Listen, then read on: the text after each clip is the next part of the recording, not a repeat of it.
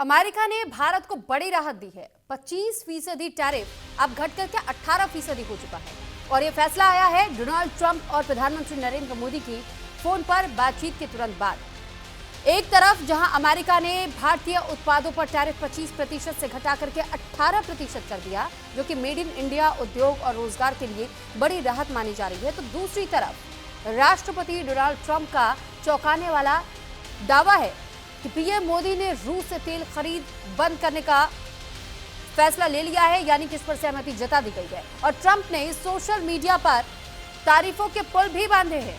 Trade deal की घोषणा करते हुए उन्होंने ये कहा कि अब इसी के साथ एनर्जी डील का संकेत उनकी ओर से दिया गया।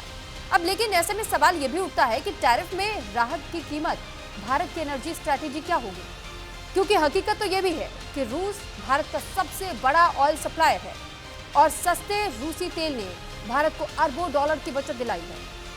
अब तक भारत सरकार की ओर से ट्रंप के इस दावे पर कोई आधिकारिक पुष्टि नहीं की गई है, ना कोई समय सीमा, ना कोई ठोस शर्त, सिर्फ एक बयान। तो आज की बड़ी बहस यही है कि टैरिफ में राहत डिप्लोमेटिक जीत या फिर एनर्जी पर दबाव। क्या भारत वाकई रूस से तेल खरीद बंद करेगा या ट्रंप का दावा सिर्फ दबाव की रणनीति है?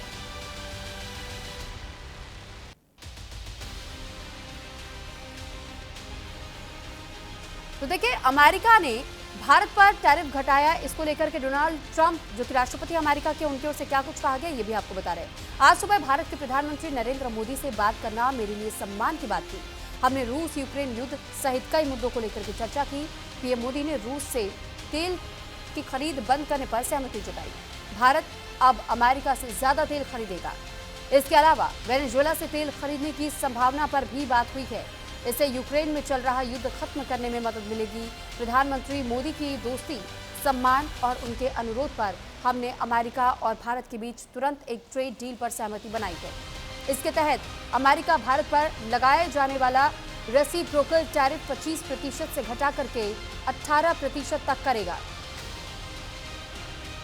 वहीं प्रधानमंत्री नरेंद्र मोदी ने भी इस पर शुक्रिया जताया और ये कहा कि अब मेड इन इंडिया उत्पादों पर टैरिफ घट करके 18% हो जाएगा और इसके लिए भारत की 1.4 अरब जनता की ओर राष्ट्रपति ट्रंप को हार्दिक धन्यवाद। जब दो बड़ी अर्थव्यवस्थाएं और दुनिया के सबसे बड़े लोकतंत्र एक साथ मिलकर के काम करते हैं तो फिर इससे हमारे लोगों को लाभ होता है और पारस्परिक लाभकारी सहयोग के अपार अवसर भी खुलते हैं। अब फिलहाल देखिए, प्रधानमंत्री नरेंद्र मोदी ने धन्यवाद जरूर व्यक्त किया है, लेकिन जिन दावों का जिक्र किया है ट्रंप ने, उस पर किसी तरीके की कोई टिप्पणी अब तक आधिकारिक तौर पर नहीं की गई है। अब इंतजार करना होगा कि भारत की आगे आने वाले समय में रणनीति क्या कुछ होगी। तो भारत और यूएस के बीच में ट्रेड डील हुई है और इसको लेकर के एक टाइमलाइन भी है और इस टाइमलाइन से जुड़ी हुई तमाम जानकारी भी हम आप तक पहुंचाएंगे। लेकिन फिलहाल अब भारत आखिर और किस तरीके के दाव आने वाले समय में चलने वाला है, इस पर भी अब फोकस हर किसी का रहने वाला है।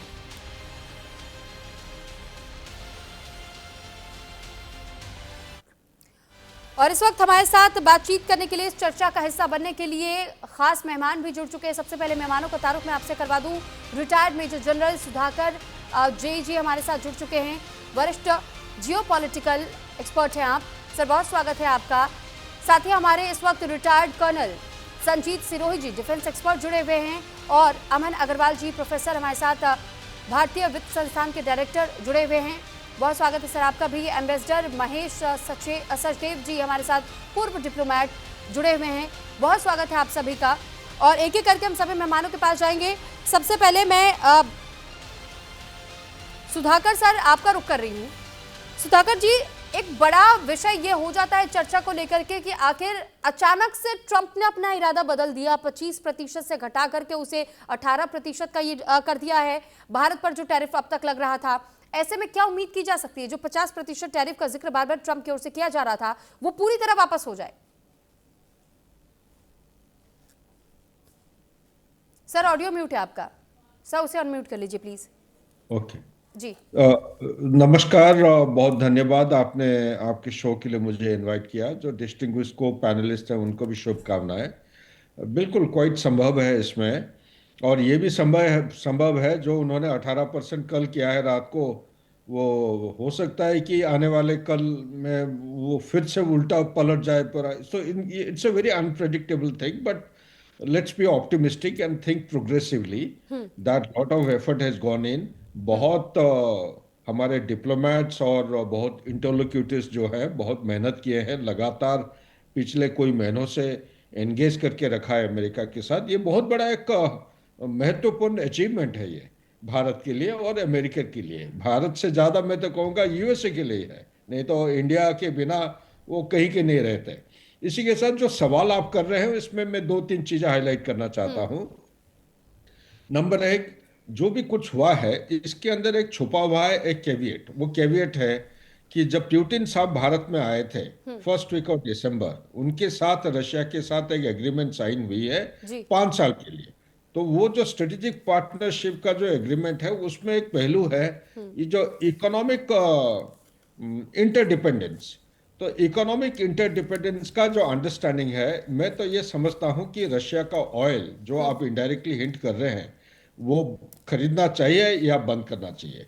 रशिया का ऑयल का अगर आप परसेंटेज देखते हैं 2022 और 24 के बीच में, जब 1.6% था 2022 को, ये बढ़ते हुए सितंबर 2024 को ये पहुंच गया था 41%।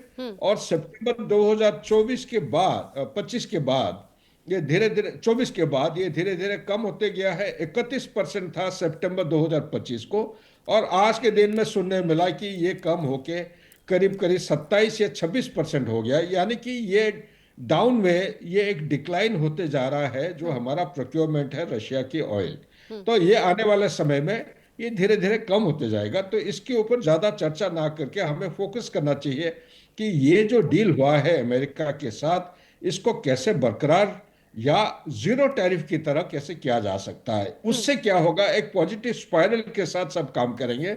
और अमेरिका अभी प्रेशर जो यू के साथ एग्रीमेंट हुआ है इसके वजह से मेरे विचार के मुताबिक ये ज़्यादा उनको एम्बैरेसिंग लगा है और बहुत झटका लगा है, जिसकी वजह से ये जल्दबाज करके हिंदुस्तान के साथ ये टैरिफ को लो किए हैं। क्योंकि उनके जो एडवाइजर्स हैं वो जाके डोनाल्ड ट्रंप को बताए होंगे व्हाइट हाउस के अंदर कि इनके जो भी कुछ स्ट्रेटेजी बना रहे हैं, अभी जी। नया एम्बेसडर आ रखे हैं हिंदुस्तान के अंदर अमेरिका से, इनके तरफ से भी काफी सलाह दिया गया होगा कि जितने भी सारे वो कदम उठा रहे हैं ये काउंटर प्रोडक्टिव है और हिंदुस्तान को साथ में लेके चलने में उन्हीं का ही हित है।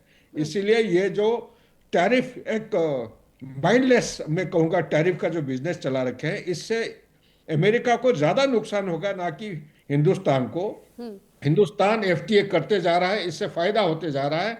और भी देश हैं जिनके साथ एंगेज करके रखे हैं, 9 देशों के साथ हो चुका है या ग्रुपिंग के साथ। आने वाले समय में हो सकता है कि 9 बढ़ के करीब करीब 18 या 20 हो जाए। तो इससे यूएस को बहुत नुकसान होने का खतरा है। इसीलिए वो जल्दीबाजी अपना यू टर्न करके मेरे विचार के मुताबिक उन्होंने 18% किए हैं। और आने वाले समय में मैं यही उम्मीद करता हूं ये 0% टैरिफ भी हो सकता है। Back to you.